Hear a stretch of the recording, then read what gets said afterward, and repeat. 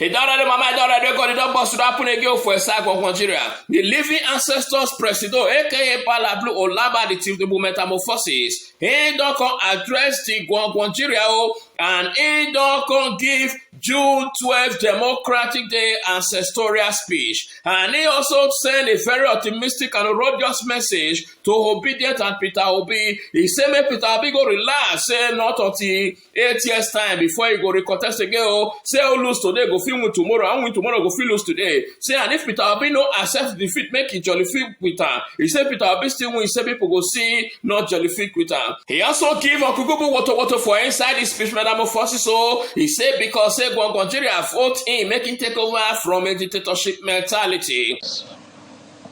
It is exactly 3 decades today that Nigerians went to the polls to exercise their inalienable right to elect a president of their choice to lead the transition from military dictatorship to a representative government of the people. The abortion by the military fiat of the decisive victory of Chief MKO Abiola of the defunct Social Democratic Party in the June 12, 1993 presidential election. Up to that time, the fairest and the freest election in the country's political evolution turned out, ironically, to be the seed that germinated into the prolonged struggle that gave birth to the democracy we currently enjoyed since 1999. In rising to strongly oppose the arbitrary annulment of the will of the majority of Nigerians, as expressed in that historic election, the substantial number of our people who participated in the struggle to annul the election signified their fierce commitment to enthroning democracy as a form of government that best ennobles the liberty, the dignity of individual, and integrity, as well as the stability of the polity. The fierce opposition to the annulment of June 12, 1993 presidential election and unrelenting pro-democracy onslaught it unleashed was the equivalent of the battle against colonial rule by our founding fathers that resulted in the gaining of Nigerian independence in 1960. Just like the anti-colonial movement, the pro-democracy June 12 vanguard demonstrated once again the enduring validity of the 19th century historian Arnold Toynbee's eternal postulation that civilization and society experience progress as they are forced to respond to challenges posed by the environment. The unjust annulment of a widely acknowledged free and fair election was a challenge that elicited resistance by a resurgent civil society, leading ultimately to the attainment of our second independence, as exemplified by the return of democratic governance in 1999. Fellow compatriots, we celebrate a day that has remained a watershed in our nation's history, not just today, but for every June 12th, for the endless future that our beloved country shall exist and work stronger and stronger.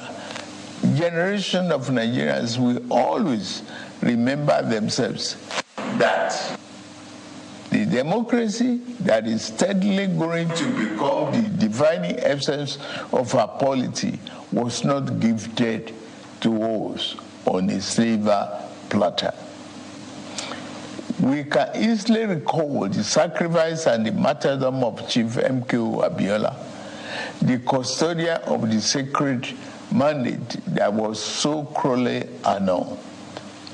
He sacrificed his life in unyielding patriotic defense of the ideals of democracy, as symbolized in his choice by his fellow countrymen and women as their duly elected president.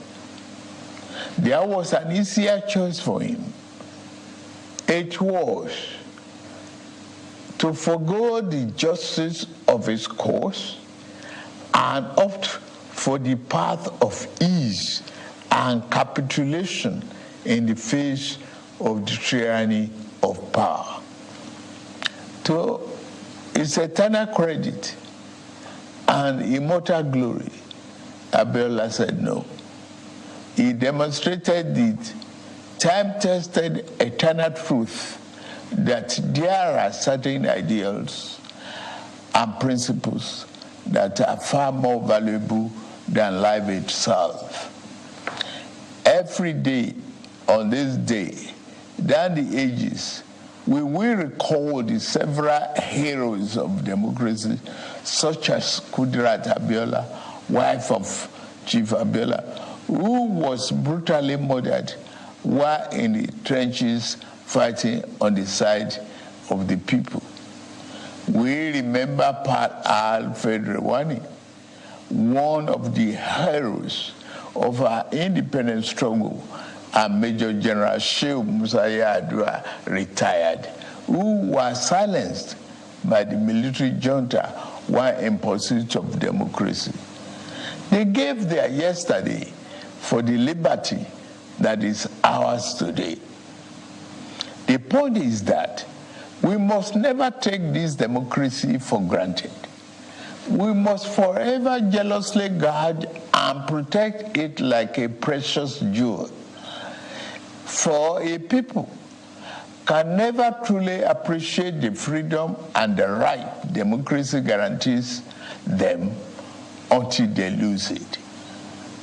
We have transferred the dark, thorny part of dictatorship before, and those who experience it can readily testify to the unbridgeable gap between the dignity of freedom and the humiliation and degradation of tyranny. True, yes, rancorous debates, interminable wrangling, ceaseless quarrels, bitter electoral contestations may be perceived by some as the unattractive feature of democracy, but they also testify to its merits and value. This year, we held the 7th in the cycle of elections that have become sacred ritual of our democratic practice in this dispensation since 1999. That the polls were intensely contested is in itself positive evidence that democracy is well and alive in our land. It is only natural that even as those who won and experienced victory in various elections are elated and fulfilled, those who lost are disenchanted and disappointed. But the beauty of democracy is that those who win today can lose tomorrow, and those who lose today will have an opportunity to compete and win in the next rounds of elections. Those who cannot endure and accept the pains of defeat in elections do not deserve the joy of victory when it is their turn to triumph. Above all, those who disagree with the outcome of the elections are taking full advantage of the constitutional provisions to seek redress in court. That is one of the reasons why democracy is the best form of government invented by man. For Chief MKO Abiola, the symbol of this day, in whose memory June 12 became a national holiday. Democracy is eternal. It is about rule of law and vibrant judiciary that can be trusted to deliver justice and strengthen institutions. It has become imperative to state here that the unnecessary illegal orders issued to truncate or abridge democracy will no longer be tolerated. The recent harmonization of the retirement age of the judicial officers is meant to strengthen the rule of law, which is a critical pillar of democracy. The reform has just started.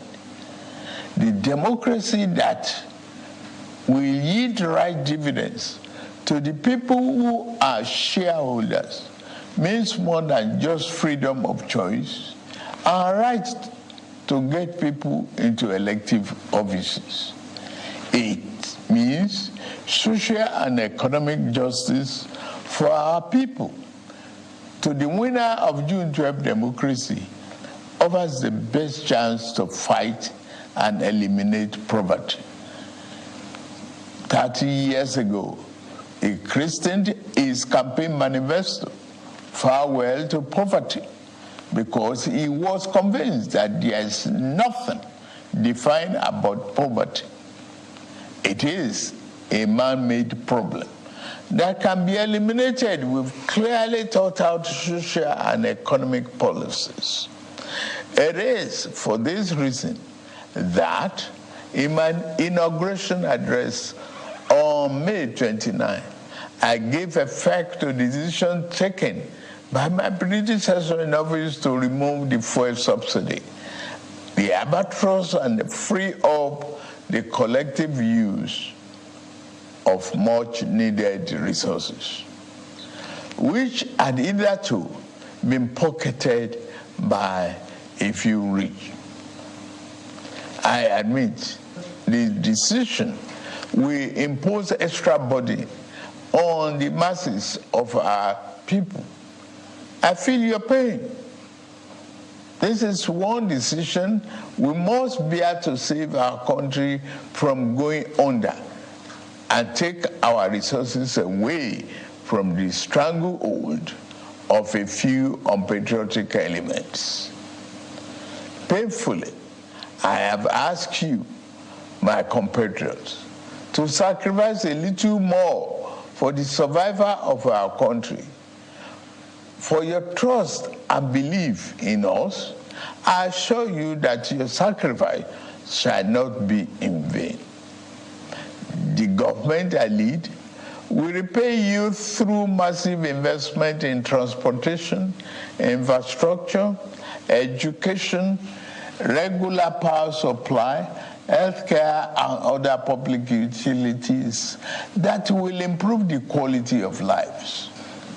The democracy MK Abiola died for is one that promotes the welfare of the people over personal interests of the ruling class, and one where the governed can find personal fulfillment and happiness. That is the hope MK Abiola ignited throughout our country in 1993.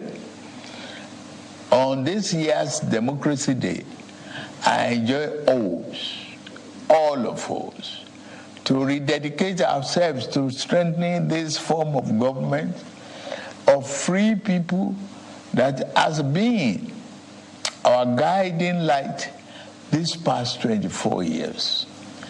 In particular, those of us who have been privileged to elect into public office at various levels in both the executive and legislative arms of government must recommit ourselves to offering selfless service to the people and delivering concrete democracy dividend in accordance with our electoral promises.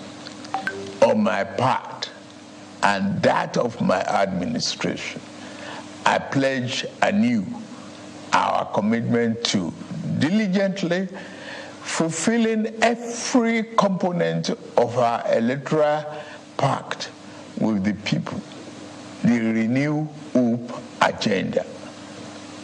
We shall be faithful to truth, faithful to equity, and faithful to justice.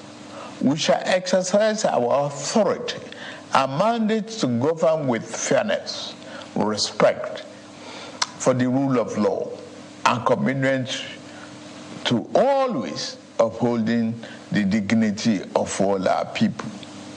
On this note, I wish us a happy Democracy Day celebration and pray that the light of liberty shall never be extinguished in our land.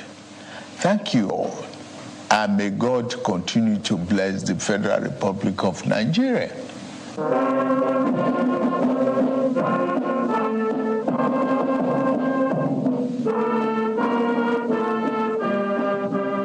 The truth of the matter be said, this speech where Bola Olaba dey give so, na the speech where Peter Obi supposed to give Nigeria. Bola Olaba, you thief our mandate and you also thief our speech. Join am o. Hey God, he don finally boss. Now the question wey me wan ask be say, are we really in democracy? Because say they refer to MKO Abiola metamorphosis, say when election say they no give am o, say it can lead to another metamorphosis wey lead down to RIP that kid or call. Say na him sacrifice to the democracy wey they enjoy today. Are we really enjoying democracy? And this Bola Olaba also talk say Nigerians, he say make una sacrifice more little for Nigeria. Now, all the sacrifice we say we don't sacrifice before, plus all the people we say they buy for Lekki toll gate, all those ones were not sacrificed enough, you still want more sacrifice. Hey God, they don't finally read. For una mind now, una living ancestors president, he never very brilliant abi. He just talk for about 15 minutes and he never read down from paper.